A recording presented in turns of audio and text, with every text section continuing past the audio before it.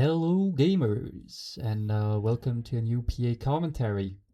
As you may be hearing, I have got a different mic, which is much better than my previous one, but unfortunately, my recording conditions aren't super optimal, so there might be a bit of reverb, but I hope it's fine. So, we're going to continue in the line of the previous video where I was putting on some music, and we are going to listen to Kensuke Ushio, which is one of my favorite composers for Japanese animation. So, this first track is from the anime Devilman Crybaby, which obviously Kensuke Ushio did the soundtrack for. He's a very special composer in a way that he's very transgressive in a lot of things, just relative to music in general, but also specifically to movie soundtrack. He's often gonna be kind of on the edge of just music and noise, which is actually a whole music genre that we call noise music. But he's like often going to be on the edge of this. Sometimes, obviously, he has some more classical soundtracks, but yeah, we'll hear it after that. But basically what I mean is that he's very transgressive by always being on the edge of, like, you can barely say that some of his tracks, you're like, this is barely still music. Like just a little more, and it would just be random noises. And that's really something I like about him, because he really manages to find artistic meaning in his track, even though they seem so chaotic. And that's really part of his creative identity, which really implies a lot of things when people choose him to make the soundtrack for their work. And I think Devilman Crybaby is a perfect example of this, because I mean, I have only seen the show once, and it was a very long time ago, but I don't really remember most of it. But what I mostly remember is that it's basically the embodiment of transgression. And I think most people that have seen it will agree with this. It's very special. It's a very good show, but yeah, it's very unique. And something about Kensuke Ushio, but just about composers in general, is that he's a very versatile composer. He will do a lot of different tracks, styles, as we'll hear, but he will very often come back to like this root, this identity of his sound that you can really recognize it. Like if you hear something which is soundtrack, you watch something and the soundtrack is by Kensuke Ushio, you will probably realize it without even knowing that it's him. Like at some point you'll just be like, wait, what? This is him. And some of that goes through the instruments he uses. Like he uses a lot of marimbas, which is a type of audiophone, and you can hear it right now. And like just the fact that you have marimbas in Devilman Crybaby shows that he's really going to use this instrument often, because like Devilman Crybaby is probably the last kind of story where I would expect to have this kind of instrument. So it really has to be part of his identity to be in this kind of show. Yeah, so I don't really have a lot of things to say about Devilman Crybaby, because as I've mentioned, I haven't seen it a lot. But the soundtrack is really good. All of the Kensuke Ushio soundtracks are really good, but this one is really fitting the narrative of the show, because it is as transgressive. It's like the story is super weird. The artistic direction is very special. I mean, it's directed by Masaki Yuasa, which is one of the main directors of studio. What's the name of the studio? I remember the mascot is kind of like a Mickey Mouse-esque character, but he's a great director. He made Aizuken, which is an anime about anime. But yeah, next thing, obviously, the elephant in the room is silent voice. I mean, I think the title is The Shape of Voice, but weirdly enough, the French title of the movie is A Silent Voice. Like, this is not translated, it will be English. Like, French, they always do like fucking weird stuff. Like, title is in English, they will like change it but keep it in English. So like, okay, whatever. I really actually like the French title more, Silent Voice. But yeah, I think this is one of his most well-known composition, and yeah, it's really deserved because I mean, this movie is just great, and part of it is the music, but it's directed by Naoko Yamada, which is a female director from studio Kyoto Animation. She actually recently left KyoAni Studio to go and join Science Saru. That's the name of the studio I was looking for. So she's in the same studio as Masaki Yuasa now, and she's great. She's wonderful. And one thing that really comes off of Kensuke Ushio as a composer, I mean, what I mean is the kind of natural subject here will be adaptation, because in his most known works is like there you have Shape of Voice, and then you have Chainsaw Man, which are like the kind of two big titles that he's been a composer for. He has made a lot of other compositions, but like these ones are his most well known. And apart from the music, Chainsaw Man and Shape of Voice are really, really opposite in their quality, in terms of like they really bring out how important it is to work on the adaptation, because like they're both adaptations of a manga series, but like one of them does a great job at adapting, because like you change format, you go from paper to video, which like I think a lot of people underestimate how much that should imply for the final result. And yeah, so basically the manga from Shape of Voice is actually very different from the final movie in a lot of ways. And I think like Shape of Voice is like the perfect example. It's like a perfect adaptation, because by the fact that it is a movie, the movie kind of uses that as an excuse to like rework a lot of it, because you have to be compact and you can't like condense 6 volumes. I think it's 12 volumes. I think it's 6 volumes. You can't condense 6 volumes into a 2.5 hour film. Like you have to make compromises. Some things have to leave, and some things have to change to make the movie still understandable. Whereas if you have a show of like 24 episodes, you can be lazy and just do everything, like adapt everything. But Shape of Voice kind of uses this as an excuse to just change what's bad about the manga, because like the things when you watch the movie and read the manga afterwards, it becomes obvious that most of the things that the movie changes aren't really for convenience. It isn't really a decision of like, oh, we had to throw this away because it was too long. It's just that it's bad.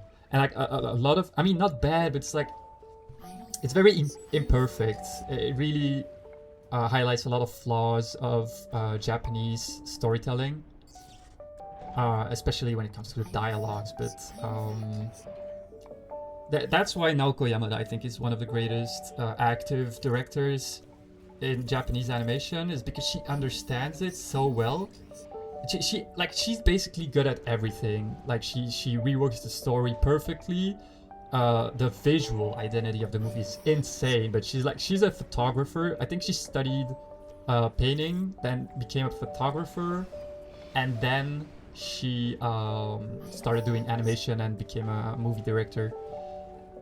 And like that's really important, I think, for movie directors, because you will see in career paths of like Japanese directors, a lot of them are just like they're animators, they promote to like animation directors, and then they have eventually become directors. Like animation director first, which is like correcting, frame correcting, drawing correcting, and then they just become movie directors. But then you can really feel that they lack a lot of experience in important fields like dialogue writing and composition. And like Naoko Yamada, you can see she has it all, because like especially on the photography side, super important. I mean, like Stanley Kubrick is considered one of the greatest, if not the greatest movie director, and he was a photographer. at the start, and you can really feel it in his films, because like the visual, his films are very visually, they like, you remember the visual aspect. And yeah, so about the adaptation, like there's a lot of things that are always going to be explicitly said in the manga, and she will like change it into something more nuanced, which really like it really changes a lot. Like when you watch the movie, by knowing the story in the manga, you realize how much like its storytelling is like basically shooting a bullet in its own foot. Like I'm trying to think of concrete examples, but like at the beginning of the movie, like by the way, if you haven't seen the movie, go watch it. If you don't know anything about Japanese animation, I think that's the only it's basically the only Japanese animation that I would blindly recommend to anyone, when it like, except for like of course the Ghibli movies. But like apart from the Ghibli movies, it's really the only thing I would be able to recommend blindly to anyone, unrelated to their age or how much experience they have with Japanese animation. But like at the beginning of the movie, the protagonist wants to kill himself. He wants to jump off a bridge, and the way the movie changes the order of events makes so much more sense, because like in the manga, it's gonna be very different, and it's really like shaped to maximize kind of attention of the spectator, because like manga is like every month you have a new chapter, and if you're not popular enough, your series just gets nuked, so you kind of have to pay attention to always be on the at the maximum tension or something really stupid like that. And so I lost my train of thoughts. This music's so good. I haven't spoken about the music. Like you can hear again the marimbas from Kensuke Ushio. Like this is one of the best tracks of the whole album. I mean, the entire album is so good. I would have put every track if I could, but this is like a perfect example of like in this scene, this is one of the final scenes of the movie. Everything that makes a film good is put at the service of the narrative. Like the music is great, the composition, the rhythm, the acting is great. Everything like syncs up in this scene. It's really good. And what I like about the way they incorporate the dimension of the music into the film is like it's a film about a girl who's deaf, and like the track, the music really plays on the theme of senses, like as a sight, audio, etc. Because like you're gonna have a lot of tracks. I mean, those were the first tracks I put, and I was supposed to talk about this when they were playing, and I just started yapping about something else. But we'll have a lot of tracks with like piano, where you can actually like hear things that are outside of the music. Like you can hear the chair of the piano player cracking. You can kind of hear the room ambience. You can hear that it's very old piano. So you have like the keys or like tapping into the instrument, into the wood. And that really brings another dimension to it's really around space, like, and the whole theme of the movie is like senses, so it really makes sense. I mean, usually I'm able to explain it better than this, but yeah, it really adds in something to the narrative that was not present in the original work. And also, as a director, Naoko Yamada does a lot of things that are really part of her identity. Like she works a lot on non-verbal behaviors. Like you will have a lot of cuts that are like only like the legs of characters, for example, because like Japanese culture is so centered on social norms and never saying what you truly never express your thoughts fully. So she's kind of like always seeking to find a way to express what the characters actually feel, to like still manage to get some emotions going, even though no one is kind of saying what they're thinking. and the way she does that, because like that's the reason why most anime kind of always like 24/7 they're like doing fucking monologues with like everyone is expressing their thoughts to the fullest, which is like really bad in terms of storytelling. Even though it's like, if it's on paper or video, doesn't matter, it's bad, because like a good example is like in the manga, you will have a whole section in the first volume where the main character Ishida, he's kind of explaining his entire thought process of why he wanted to jump off a bridge, and it kills everything, because like in any movie you have to guess what the characters go through, and that's what makes the power of the emotional depth. Like, and the reason he gives are so stupid. Like Japanese animation, they always like to like fucking go on super rhetorical, super big dimension, like philosophical reason for why they did this random thing, and like every 2 page they're going on a monologue and they're like screaming in the rain. It's so fucking annoying, and like they actually come back to some form of nuance in the movie, and like the movie really hits differently.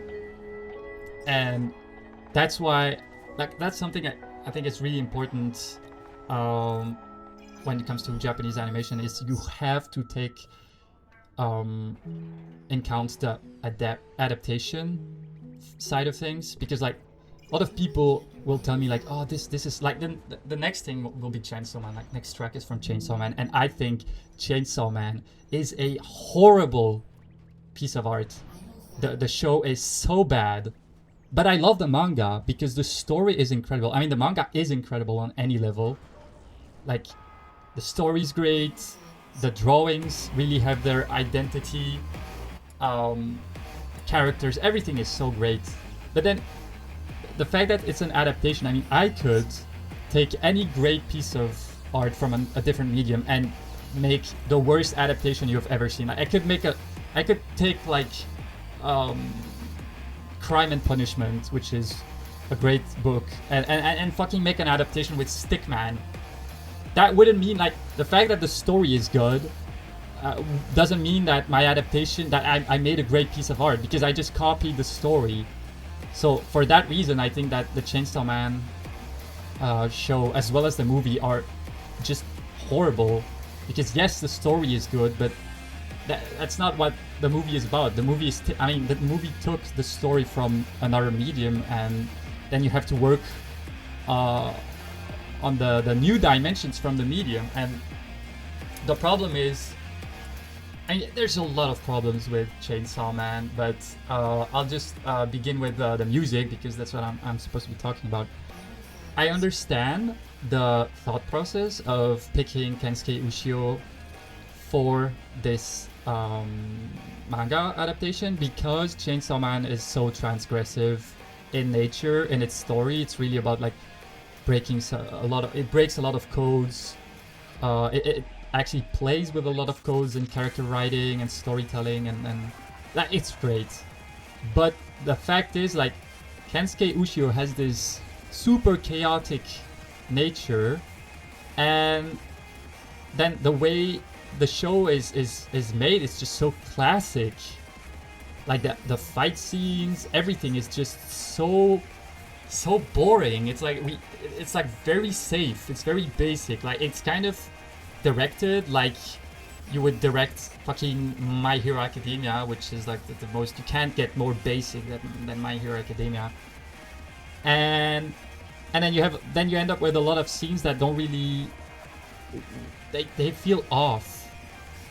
I would have seen another director, another composer, for the way that the Chainsaw Man is directed. It would not have been good, but it would have been less bad. Like if it had been what's his name, the guy who made the Attack on Titan soundtrack and Kill La Kill, he's also very popular, Hiroyuki Sawano. He would have been better for this type of direction, because his tracks are much more structured. Like, you can actually like his tracks create a narrative. Like you will have like 10 seconds of upbeat, then you will have a break, 10 seconds of downbeat and tension, and like the music kind of creates a narrative. Whereas in Chainsaw Man, like we just heard it, it's like pure chaos. It's like, it's very chaotic. Like this track is a perfect example. Like most action tracks in Chainsaw Man will be like this, like this. Okay, it's like pure chaos. And again, it really shows the genius of Kensuke Ushio, because this track really plays on like it's really on the edge of chaos, because you have a part like later on the track where the sound starts compressing onto itself and playing in double, like a bad audio recording, like a very horrible audio recording.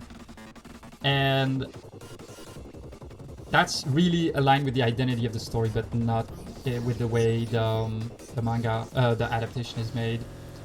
Like yeah, listen to this shit. And it would have been, I mean, you know, this kind of soundtrack would have been great for, like, I don't know, fucking Tarantino movie or some chaotic shit like that.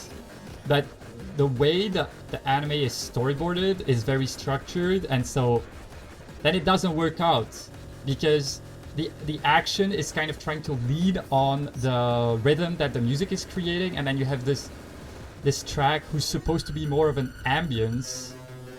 And if you listen to like what are great movies that have this kind of track? I should have looked into this sooner, because I'm sure there's a lot of action movie that have this kind of music and that work perfectly. But like an example as to why the Chainsaw Man adaptation is so bad is like, okay, first thing is like everyone praises the artistic direction, like the colors, which are meant to be realistic. Like it's desaturated colors, kind of depressing, which, like, if you think about it, it has nothing to do with the vibe of this story. Like this, you look at the drawings and it's like almost unbelievable. Like these traits are so offensive, so like brutal, and like this, and the colors of the volumes are always so saturated with colors, and the characters are so eccentric. And I'm like, why would they? I mean, I know exactly why. The reason why they went for this desaturated tone is the same reason as Attack on Titan season 4, which is the same studio, it's Studio Mappa. It's like, it's not an artistic decision, it's a marketing decision. It's because when Studio Mappa became kind of famous with Attack on Titan season 4, they were trying to create this brand, this image of their studio as we're not like other studios. We make the shit. And since most anime are kind of leaning into this hyper saturated style, like think of My Hero Academia, think of any shonen that you have, like Dr. Stone. It's like the colors are very bright, the characters have design that are meant to really be catchy, and they wanted to like kind of play on this thing of like, we're doing stuff differently. And it was kind of fitting with Attack on Titan season 4, even though the first 3 seasons are also very bright. Like you have the lines are super thick in the first 2 seasons. They really have this style with super large bright eyes. But you have a shift in tone when you move from season 3 to season 4 in Attack on Titan, which kind of justifies this shift in direction, and also the tone of the story becomes more nuanced. So for that it worked. But then for Chainsaw Man, it feels like they're too much tied to this brand they're trying to create, and they actually just fuck it up, because when you actually think about the story, it has nothing to do with realism and nuance. It's the exact opposite. It's eccentric, it's provocative. It should have been like fucking retarded color. Like I think this anime should have been adapted by like Studio Trigger. I mean, that's maybe a bit too far ahead, but you see what I mean. It should have been like the story. It should have been provocative, and yeah, that's for the colors. And then like just the way I've said it before, but just the way it's shot is just so terrible. Like they will just copy one to one the fucking manga as if it was a storyboard, and that's you're completely denying the fact that comics and movies are completely different mediums with completely different languages. And it's actually a great topic to study with this anime specifically, because I think that the manga is so good at highlighting what is the language of comic books. I mean manga, I guess, but it's the same thing. Like you take like the first chapter, there's like this massive double page when he first transforms into Chainsaw Man, and it's like this. It's almost as a fresque, because like he's like doing this one movement of like kicking some zombies and there's blood everywhere, but the whole scene is freezed in time, and it captures like so much. It's a super short moment, and it captures so much of what's going on in just one movement that's like freezed in time. And like that's really what makes the language of that's part of what makes the language of comics. And in the manga, you will have so many moments where you're like you watch a cut and you're like, it's so obvious that they're just plainly copying what the manga does. Like you have the first moment where Makima appears, and like in the manga it's like there's a lot of play on lights and shadows, and she kind of like emerges of the shadows and she picks up Denji, and you only see like kind of her eyes from the distance. She picks him up and her face is like out of the frame, and then all of a sudden you have a large page where you see her face, and she's doing like this kind of pose with her head kind of tilted upwards and her eyes looking at Denji. And like that really works because of this thing of comic, like you're capturing one super short moment and you're freezing it in time. It's kind of like photography. And then they make it in the anime and it doesn't work because you don't have the highlight, and it becomes again just one brief moment that vanishes so fast, whereas the manga was trying to capture something. And there was the movie, which I haven't put any soundtrack of the movie, but they're just as good. Like I think the soundtrack of Chainsaw Man is great. It's great in and of itself, but it's not great as it's a bad movie soundtrack, but it's a great album. And like you have this scene, no spoilers by the way, you have this scene in the movie where a crucial character's transforms for the first time. It's kind of a reveal. If you've seen the movie, you know what I mean. And it's just so bad. Like people felt it because like the story is great. It's a fantastic moment in the story. And so of course you discover it for the first time. You're like, yo, what the fuck? But either if you have read the manga before or if you're just rewatching the movie, it just doesn't work anymore. And that's not like movies. Like a great scene, you should be able to watch it 10 times and feel 10 times the same thing. And oh my god, this fucking game is over. And like in the manga, it's so well made. Like you will have like one page, you will have small, very small frames of parts of this character's body as it transforms, and it's like so tiny, and then you turn the page and bam, it's like full page vertical of the whole body, and you're like, that fucking hits you in the face, man.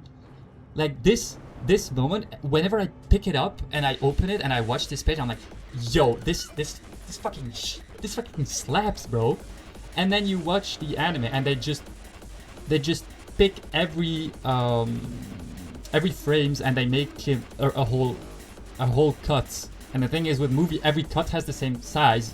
And why would you do this if you can clearly see that what the manga was doing was playing on the sizes and the format of every frames, and they're just like, you remove all the whole contrast of it, and it's like not something anime will be bad at. Most anime have like transformation scene and they make it wonderfully. So why would you prevent yourself from doing anything new and just copying something when it's so obvious that you're missing out on what makes cinema great. You're missing out on the language of cinema, and you're just doing something that paper will be much better at.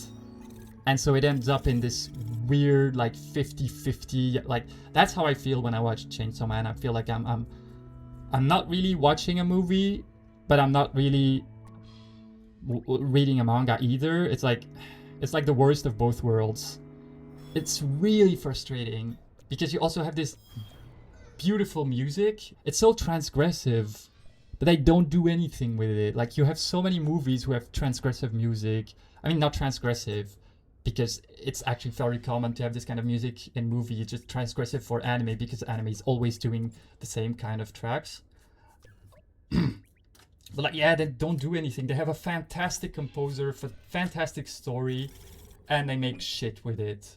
And so, yeah, I just want to say you have to understand the biases of, yes, you might have felt something while watching the show and thought it was great, but if you're interested in any form of objectivity when it comes to art, you have to be able to understand that that is fundamentally a bias, and that if you wanna judge the quality of the artwork, you have to move away from this and realize that it's the first time you feel the story, so obviously you're gonna like it, but then what else is there to this?